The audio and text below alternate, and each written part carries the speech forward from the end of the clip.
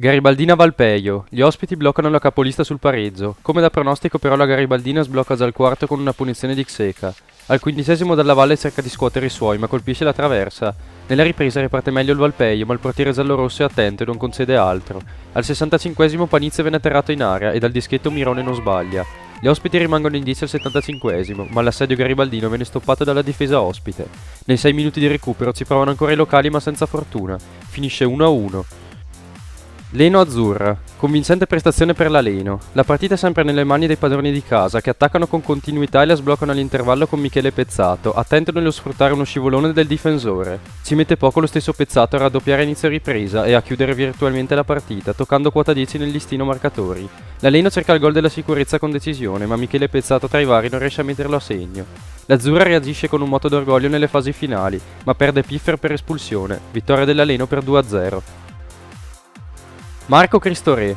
Vittoria netta per il Marco. La partita si sblocca subito, con un angolo insaccato di testa da Mura al settimo. Gli ospiti sembrano frastornati, nel primo tempo producono poco. A inizio ripresa Zocca viene spinto in area su calcio d'angolo, l'arbitro fischia rigore, dal dischetto non sbaglia Gasperotti. Colazzo prova a trascinare i suoi, ma un tiro da fuori impatta sul palo, mancando l'opportunità di riaprire la partita. Ci pensa invece Amadore al 72esimo a dribblare tre avversari e congelare la vittoria del Marco sul 3-0. Montebaldo Trambileno. Procede spedita la risalita della Montebaldo. Pronti via e Modena porta avanti i locali con un diagonale di destro. I ritmi si abbassano ma gli ospiti ci provano con gli spunti di Alvarado. Sartori rischia invece il raddoppio ma difetta di precisione. Al 65esimo Castellani si vede annullare un gol per fuorigioco ma poco male. Al 78esimo è Sartori ad accentrarsi e segnare di destro. Dal limite dell'area Francesconi calcia e regala il triplo vantaggio.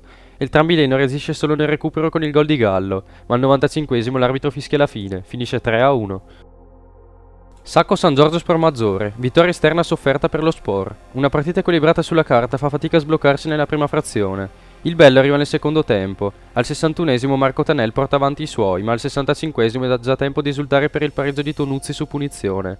Fazzi la ribalta al 69esimo, ma 2 minuti dopo Zatti la riporta in parità. A 2 dalla fine Godino, subentrato, calcia dal limite e regala la vittoria a una squadra più attenta e meritevole. Finisce 2-3. TNT Montepelle Raldeno. Vittoria esterna anche per l'Aldeno. Aprono le marcature di una partita pirotecnica ai locali al 17esimo con Torresani, ma Conte è bravo a ristabilire la parità. L'Aldeno torna avanti al 55esimo grazie a un gol di Giovanazzi e Conte 25 minuti dopo li fa seguito, realizzando l'1-3. Gli ospiti riescono a controllare e a mantenere il bandolo della matassa.